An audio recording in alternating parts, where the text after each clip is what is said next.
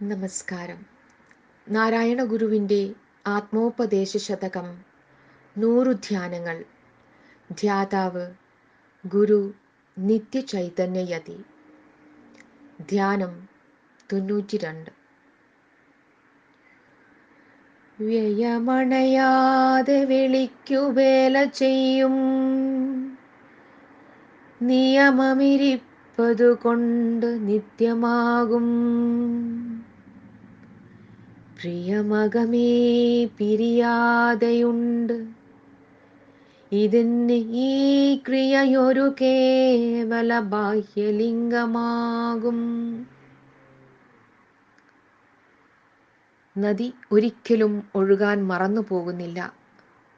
തീ ഉത്സാഹമായി ആളിക്കത്തുന്നു. പരമാണുക്കൾക്ക് സ്വസ്ഥതയില്ല. ഭൂമിയും അങ്ങനെ തന്നെ സദാ ഭ്രമണം ചെയ്യുന്നു. എന്നല്ല, പ്രപഞ്ചം മുഴുവനും കൂടി ഒരു വലിയ തേനീച്ചക്കൂടാണെന്ന് പറയാം. എല്ലാം അവസാനമില്ലാത്ത കർമ്മത്തിൽ മുഴുകിയിരിക്കുന്നു. വരുന്നു, ഇരിക്കുന്നു, ഉടയുന്നു, വേറൊന്നായി പരിവർത്തനം ചെയ്യുന്നു.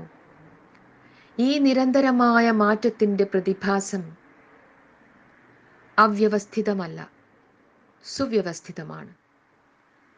ഒന്നാമത്തെ ശ്ലോകത്തിൽ ഉരുവിലും പുറത്തും ഒരുപോലെ ഉജ്ജ്വലിക്കുന്ന കരുവിനെപ്പറ്റി ഗുരു പറഞ്ഞു. ആ പ്രതിജ്ഞ ഇപ്പോഴും നിലനിൽക്കുന്നു. പുറത്ത് അറുതിയില്ലാത്ത അസ്ഥിത, ഉരുവിൽ ഒരിക്കലും പിരിയാത്ത പ്രിയത.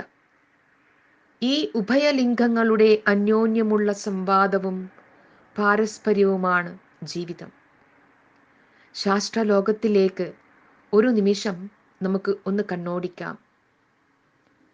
പരീക്ഷണശാലകളിലും നിരീക്ഷണശാലകളിലും ശാസ്ത്രജ്ഞൻ സദാസമയവും പ്രമാതാവിൻ്റെ വൈകാരികതയെയോ ആത്മനിഷ്ഠതയെയോ ഒട്ടും കണക്കിലെടുക്കുകയില്ലെന്ന് ശപഥം ചെയ്തുകൊണ്ട് തികച്ചും വസ്തുനിഷ്ഠമായ പൊരുളുകളെ എണ്ണുന്നു, അളക്കുന്നു, കൂട്ടി നോക്കുന്നു. ഒന്നിൻ്റെ സംഖ്യയിൽ നിന്നും വേറൊന്നിൻ്റെ സംഖ്യ കിഴിക്കുന്നു. രണ്ടെണ്ണത്തെ തമ്മിൽ കലർത്തി ചൂടാക്കി നോക്കുന്നു. ഒന്നിനെ വിശ്ലേഷണം ചെയ്ത് പലതാക്കി നോക്കുന്നു എന്നു വേണ്ട. ആ ലോകം ദിവസം പ്രതി വളർന്നു പോകുന്നു. ഓരോ നിമിഷവും അതിൽ വ്യാപൃതരായിരിക്കുന്നവർ വസ്തുതകളെ ഭരിക്കുന്ന നിയമങ്ങൾ ഒളിവിൽ നിന്നും വെളിവിലേക്ക് വരുത്തിക്കൊണ്ടിരിക്കുകയാണ്. എന്തിനാണ് വേമണയാതെ വെളിക്കുവേല ചെയ്യുന്ന ഈ നിയമങ്ങളെ സ്വജീവനെ പോലും പണയപ്പെടുത്തി അവർ കണ്ടുപിടിക്കുന്നത്? ഉത്തരം വേഗം പറയാം. അവർ സത്യത്തെ സ്നേഹിക്കുന്നത് കൊണ്ട്, ലോകത്തിന് നന്മ ചെയ്യണമെന്ന് നിർബന്ധമുള്ളതുകൊണ്ട്, വസ്തുതകളെ ഭരിക്കുന്ന നിയമം കണ്ടുപിടിച്ചതുകൊണ്ട് നമുക്ക് ആവിക്കപ്പലുണ്ടായി, തീവണ്ടി ഉണ്ടായി, വിദ്യുത് ശക്തി ഉണ്ടായി, കടലാസുണ്ടായി, അച്ചടി യന്ത്രമുണ്ടായി, വിമാനമുണ്ടായി, കമ്പിയില്ലാ കമ്പിയുണ്ടായി, പടക്കോപ്പുകൾ ഉണ്ടായി. ഐഹിക ജീവിതത്തെ സരളവും സുഗമവും സുന്ദരവുമാക്കാനുള്ള പരിപാടി പുരോഗമിക്കുകയാണ്. ശാസ്ത്രത്തെയും ശാസ്ത്രജ്ഞന്മാരെയും ഭരിക്കുന്ന ഒരു നിയമം അകത്തും പിരിയാതെ നിൽക്കുന്നുണ്ട്. അവർ കണ്ടെത്തുന്ന സത്യത്തോടുള്ള പ്രിയം, ആ സത്യത്തെ പ്രയോഗിക്കുന്നതിലുള്ള ചാരിതാർത്ഥ്യം, അതുകൊണ്ട് ജീവിതം സുഗമമാക്കുമ്പോൾ അതിൽ സന്തുഷ്ടരാകുന്ന അനേക ലക്ഷങ്ങളുടെ സന്തോഷം. ഒരു ചെടി മണ്ണിനടിയിൽ പതുങ്ങിയിരിക്കുന്ന വേരിനെ നീട്ടി നീട്ടി നനവുള്ളിടത്തു നിന്നും ഇത്തിരി ഈർപ്പം വലിച്ച് എടുക്കാൻ ശ്രമിക്കുന്നു.